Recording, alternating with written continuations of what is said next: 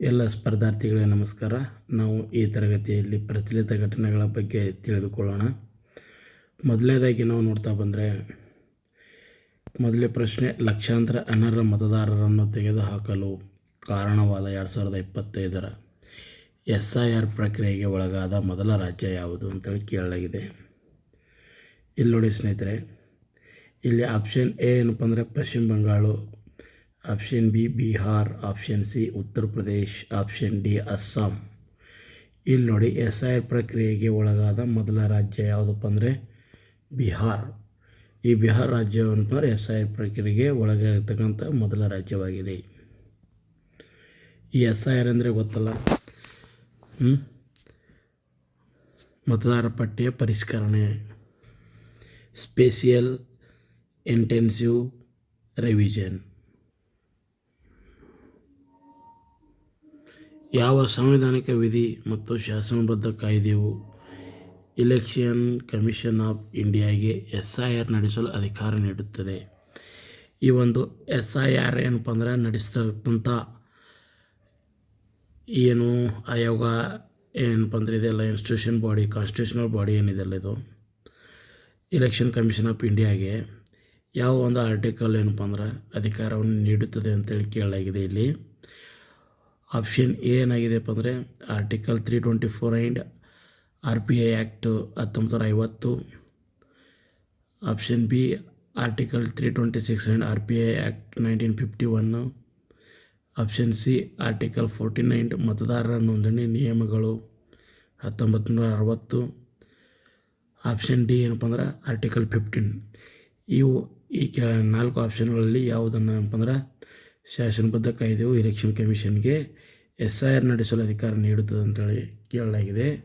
ಇಲ್ಲಿ ನೋಡಿ ಸ್ನೇಹಿತರೆ, ಆಪ್ಷನ್ ಎ ಏನಪ್ಪ ಅಂದ್ರೆ ಆರ್ಟಿಕಲ್ 324 ಆ್ಯಂಡ್ RPA ಆ್ಯಕ್ಟ್ ಏನಪ್ಪ ಅಂದ್ರೆ 1950. ಇದರ ಮೂಲಕ ಏನಪ್ಪ ಅಂದ್ರೆ ಎಲೆಕ್ಷನ್ ಕಮಿಷನ್ ಆಫ್ ಇಂಡಿಯಾಗೆ SIR ನಡೆಸಲು ಅಧಿಕಾರವನ್ನು ನೀಡಲಾಗಿದೆ.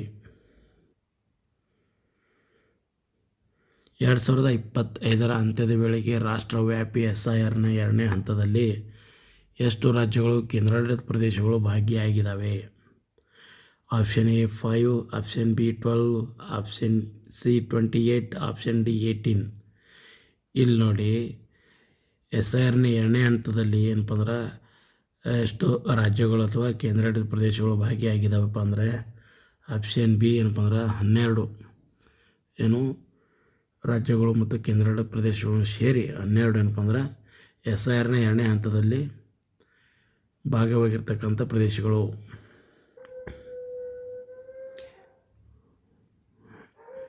ಹೊಸ 2025ರ ಕಾಯ್ದೆ ಅಡಿಯಲ್ಲಿ ಗ್ರಾಮೀಣ ಕುಟುಂಬಕ್ಕೆ ಹೆಚ್ಚಿದ ವಾರ್ಷಿಕ ಖಾತರಿ ಉದ್ಯೋಗ ದಿನಗಳು ಎಷ್ಟು?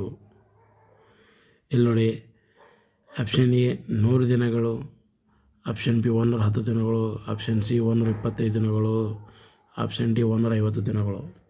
ಈ ಹೊಸ 2025ರ ಕಾಯ್ದೆ ಅಪ್ಪ ಅಂದರೆ ಯಾವುದು? MG ನರೇಗಾ ಏನಿತ್ತಲ್ಲ, ಈ ಕಾಯ್ದೆ ಏನಪ್ಪ ಅಂದ್ರೆ ಇವಾಗ ಮಾಡಿಫೈ ಮಾಡಲಾಗಿದೆ.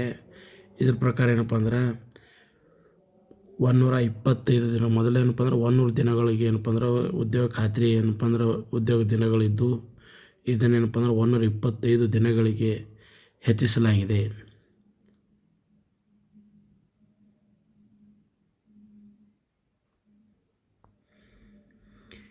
ಈ ಒಂದು ಹೊಸ 2025ರ ಕಾಯ್ದೆ ಚೌಕಟ್ಟಿನಡಿಯಲ್ಲಿ ಕೇಂದ್ರ ಮತ್ತು ರಾಜ್ಯಗಳ ನಡುವಿನ ಪ್ರಮಾಣಿತ ವೆಚ್ಚದ ಹಂಚಿಕೆ ಎಷ್ಟು ಅನುಪಾತ ಎಷ್ಟಿದೆಯಪ್ಪ ಅಂದರೆ option A 75-25, option B 90-10, option C 60-40, option D 100-0.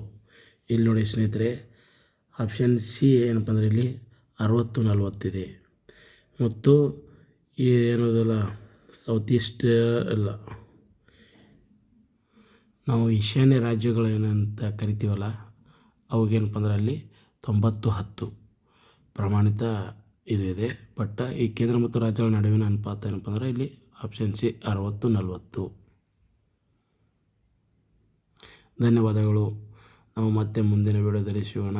ನಮ್ಮ ಚಾನಲ್ನ ಸಬ್ಸ್ಕ್ರೈಬ್ ಮಾಡಿ, ಶೇರ್ ಮಾಡಿ.